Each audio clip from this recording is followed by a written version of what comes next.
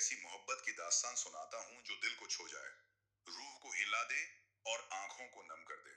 ये कहानी एक छोटे से शहर की है, जहाँ गलियां खामोश थीं, लोग एक दूसरे को जानते थे और शामें मदम सोच के साथ ढलती थी। उसी शहर में रहती थी जैनब, एक बाहिया, नरमी से बोलने वाली लड़की जो अपने वालदीन के साथ रहती थी।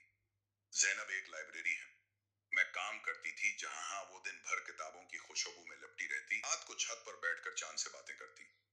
जैनब की जिंदगी में मोहब्बत सिर्फ किताबों में थी, जब तक कि रेहान उसके सामने नहीं आया।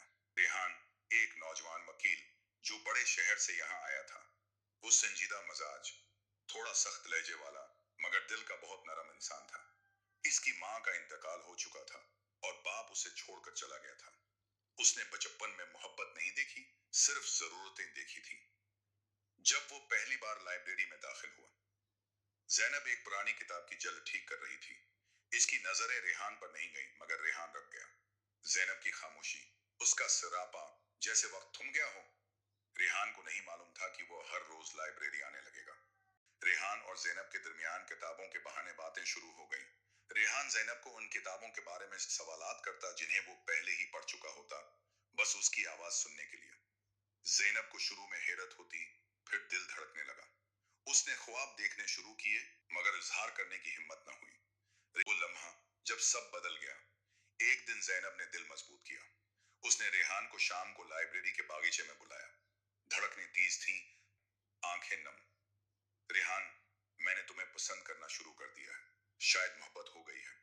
रेहान खामोश हो गया।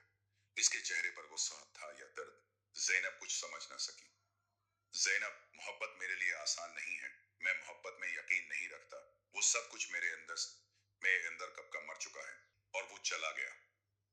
रेहान ने लाइब्रेरी आना बंद कर दिया। जैनब की दुनिया वीरान हो गई। वो छत पर जाकर चांद से शकवे करने लगी और किताबों से नजरें चराकर जीने लगी। रेहान भी सुकून में नहीं था। वो खुद से लड़ रहा था, रातों को जागता, जैनब की आवाज को याद करता, मगर माजी के जख्म उसे जिंजीरों में जकड़े रखते।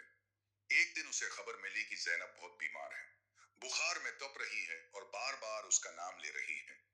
रेहान भागता हुआ उसके घर पहुंचा, दरवाजा खटखटाया। जैनब की मां ने कहा, वो तुम्हें आज भी याद करती है, कहती है रेहान आएगा वो कहानी मुकम्मल करने। रेहान अंदर गया। जैनब कमजोर थी मगर मुस्कुराई। मैं जानती थी तुम आओगे। रेहान की आंखों से आंसू बहाए निकले।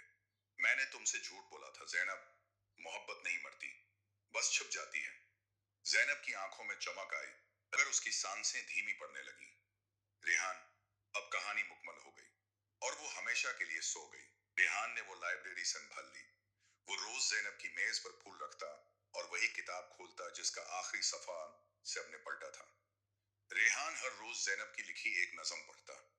ये कहानी किसी फिल्म जैसी नहीं, जहां सब खुशी से जीते। ये हकीकत की एक